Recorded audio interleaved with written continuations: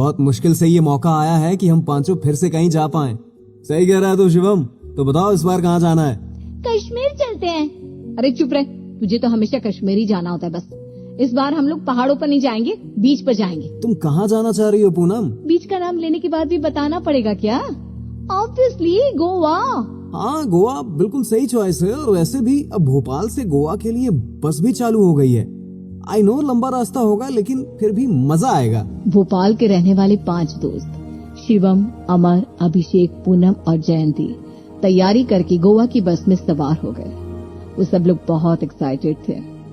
यार सीरियसली इतनी एक्साइटमेंट हो रही ना, मेरे पेट में गुदगुदी हो रही है। सीरियसली यार, मजा आएगा। Goa, we are coming.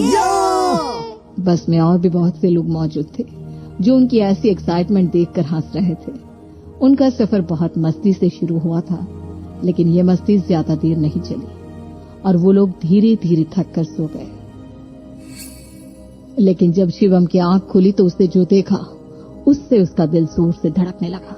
अबे उठो सब, ये बस क्यों रुकी हुई है? और ये इतनी खाली कैसे हो गई? क्या बकवास कर रहा है? सब यहीं होंगे, पीछे देख ले। अबे सच में कोई नहीं है।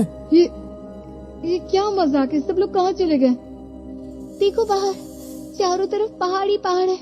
ये गोवा नहीं हो सकता। ये तो कश्मीर जैसा लग रहा है यार। सब एक दूसरे का चेहरा देखने लगे। आंखों में हैरानी, डर और शक तीनों एक साथ आ गए। धीरे धीरे सब बस से नीचे उतरे। बाहर का नजारा वाकई हैरान करने वाला था।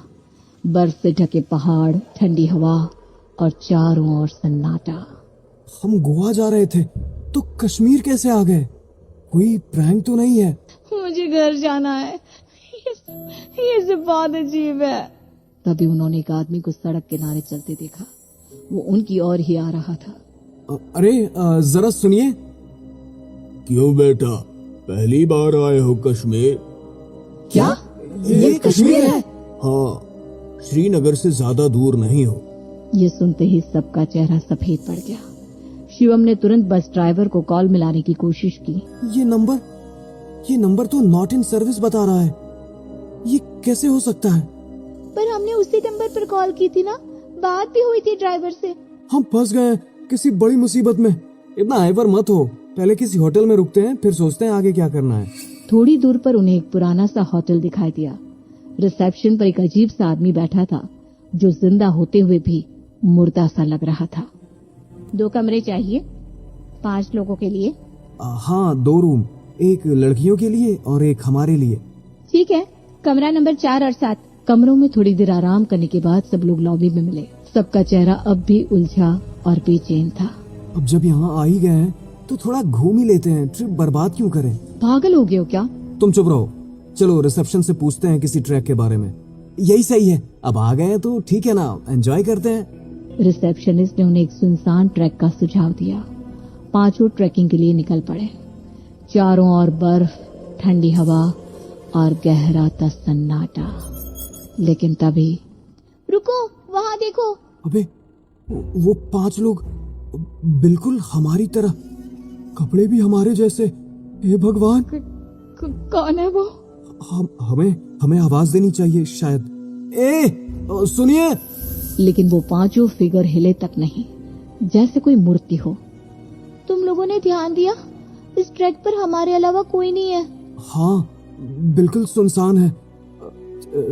चलो उन लोगों के पास चलते हैं। जैसे ही वो 5 उस तरफ बढ़े और करीब पहुंचे, वो 5 परछाइयां अचानक हवा में खुल गई, बिना कोई आवाज किए गायब। मैंने कहा था, मैं यहाँ नहीं आना चाहिए था। चलो वापस, अभी के अभी। डर के मारे उनके पैर कांप रहे थे। 5 भागते, गिरते, पड़ते नीचे पहुंचे। जैसे ही वो 5 लड़खड़ाते कदमों से होटल पहुंचे। अरे यार, आज का ट्रैकिंग एक्सपीरियंस तो हॉरर मूवी से कम नहीं था। सच में। और वो हमारे जैसे 5 लोग, आज तक वैसा कुछ नहीं देखा। अब बस पकड़नी है, मैं और नहीं रुक सकती यहाँ। वो सब रिसेप्शन पर पहुंचे और होटल के रिसेप्शनिस्ट से बस के बारे में पूछने लगे। भाई साहब, भोपाल जाने वाली बस कितने बजे आती है यहाँ से? भोपाल? वो क्या होता है?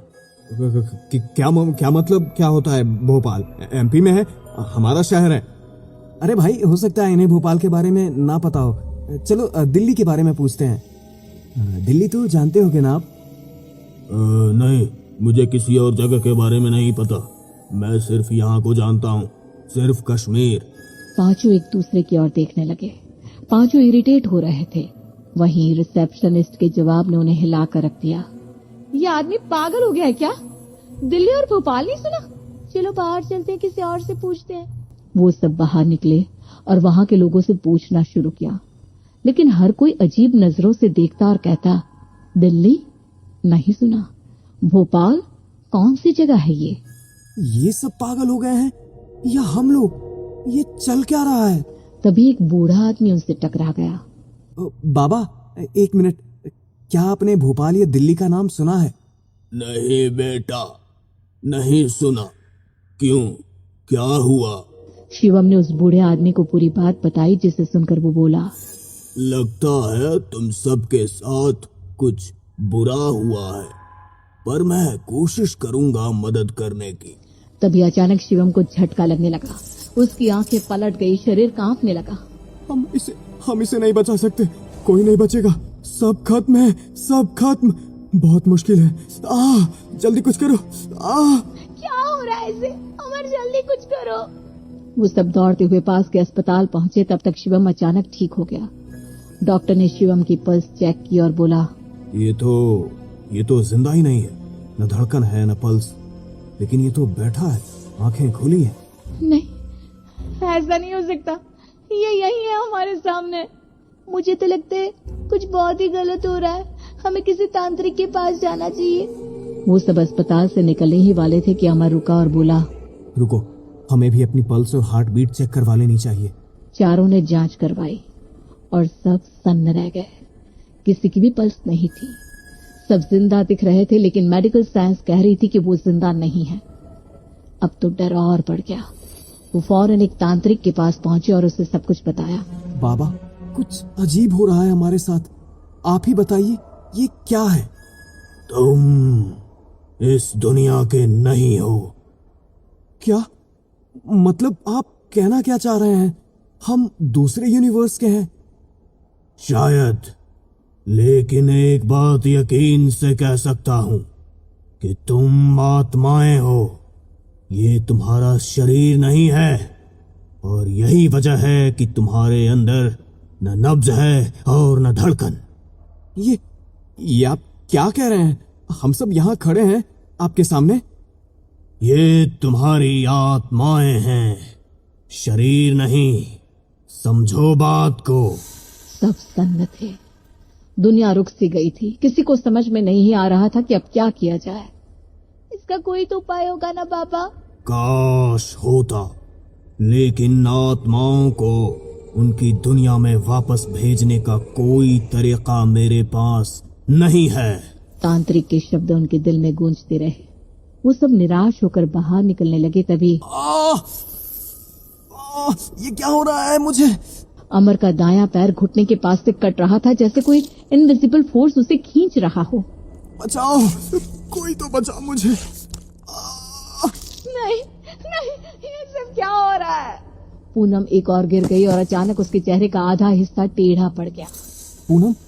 पूनम को स्ट्रोक आया है, उसकी बाईं साइड काम नहीं कर रही है। अब और नहीं, हमें यहाँ से निकलना होगा, चाहे जो हो जाए। शिवम और अभिषेक ने किसी तरह अमर और पूनम को घसीटकर उसी बस में चढ़ाया। शिवम ने बस स्टार्ट की और चल पड़ा। मेरा पैर, कोई तो कुछ करो। पूनम बोलने की कोशिश कर रही थी, लेकिन शब्द जैसे अटक रहे थे।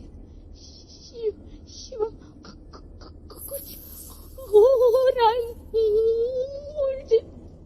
उसे इस हालत में देखकर जयंती और अभिषेक का भी हाल बिगड़ गया। शिवम, बस भगाओ, यहाँ से निकालो हमें। कुछ बहुत गलत हो रहा है, ये जगह सही नहीं है। शिवम ने बस की स्पीड और तेज कर दी। तभी अभिषेक बोला, रुको, ये रास्ता, ये तो वही है, हम जहाँ से चले थे वहीं लौट कर आ गए हैं। मतलब हम लोग गोल गोल घूम रहे हैं? हाँ, सर्कल में फंस गए हैं हम। शिवम ने स्टीयरिंग को कसकर पकड़ा और चिल्लाया, तो जो भी है, हमें निकलने दे यहाँ से। हमने तेरा क्या बिगाड़ा है? गुस्से में उसने स्टीयरिंग गलत दिशा में घुमा दिया। सामने एक गहरी खाई थी।